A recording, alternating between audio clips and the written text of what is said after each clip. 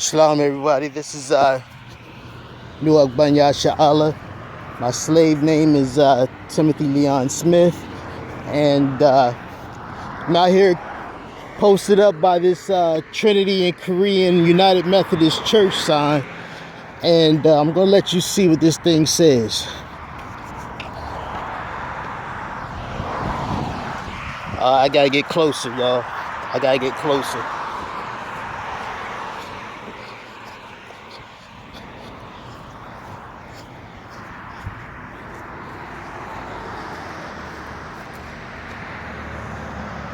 There it goes.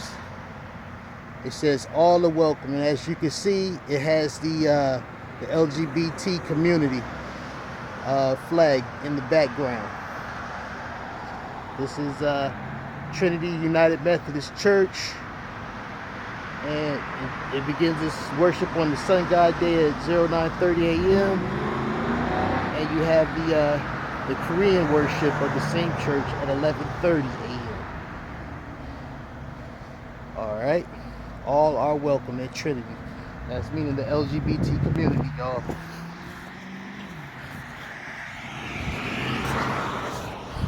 I seen this when I was driving home from the store, and I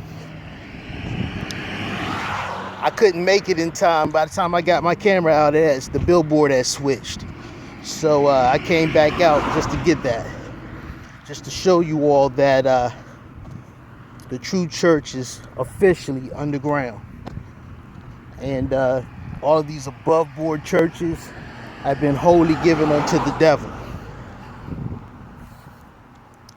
Now my wife told me when I told her this today, she said that my daughter had found where they had a flag up where it actually said the LGBT community is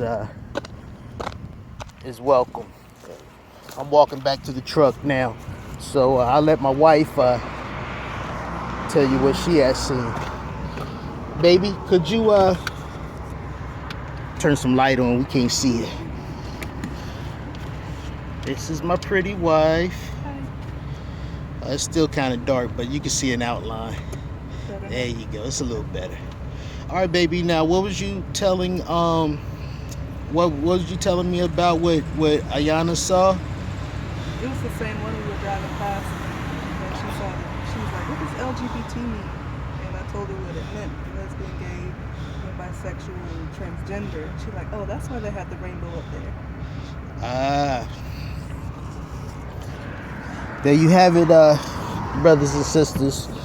The Methodist Church has gone on record and chose a side. So make sure you pass this on to your family members and friends who may be involved with this Methodist church that has sold themselves out. I was speaking with a brother. He was actually a taxi driver on the side, but he was kind of like a pastor in training.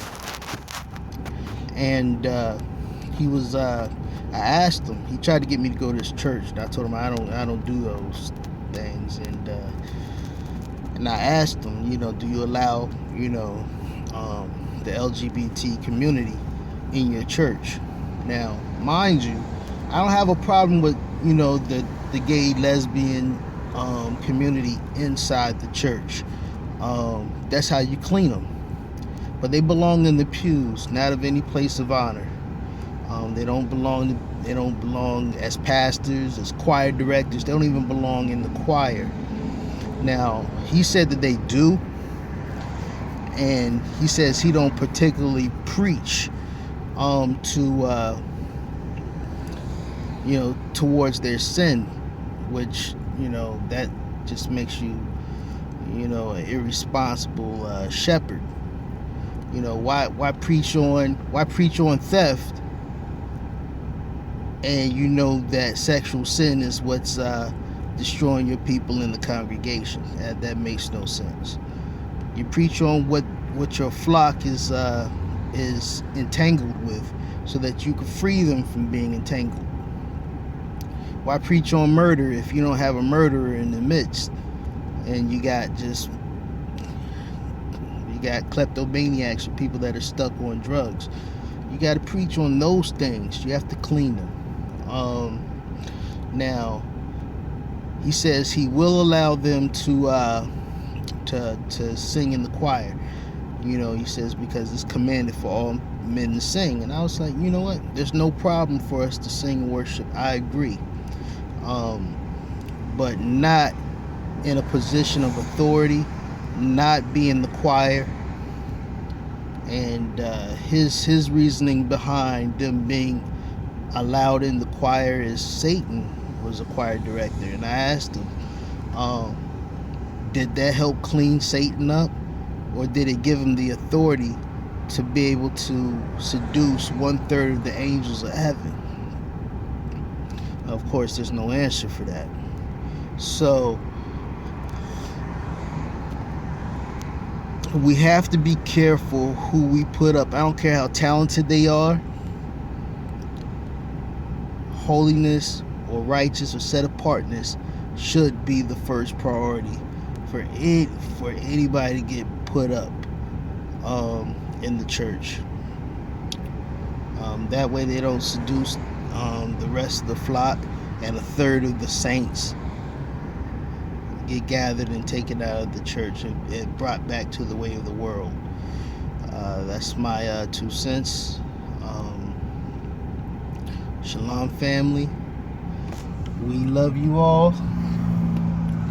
And don't follow us, follow Christ.